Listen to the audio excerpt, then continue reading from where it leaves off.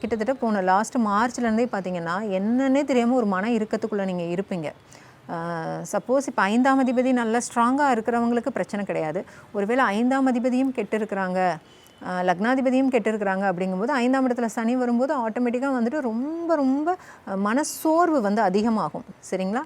அதனால் பொதுவாகவே யாருமே வந்து இந்த மனம் சார்ந்த விஷயத்துக்கு வந்து ரொம்ப முக்கியத்துவம் கொடுங்க. நம்ம உடம்பு, நம்ம மனசு இது ரெண்டுமே ரொம்ப ரொம்ப முக்கியம். இது ரெண்டும் நல்லா இருந்துச்சுன்னா மற்ற எல்லாத்தையும் நம்மளே வந்து நமக்கு தேவையான எல்லாத்தையும் நம்ம நல்லா உருவாக்கிக்க முடியும். சரிங்களா?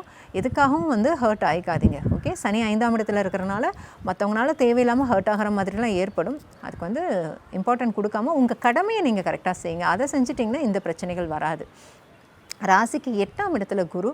பொதுவாகவே விருச்சிக ராசிக்கு ஸோ முழு முதற் கடவுள் மாதிரி முழு முதற் கிரகம் வந்து குரு தான். அவர் 8ஆம் இடத்துல இருக்கிறது வந்து அவ்வளோ ஒரு சிறப்பான விஷயம் கிடையாது.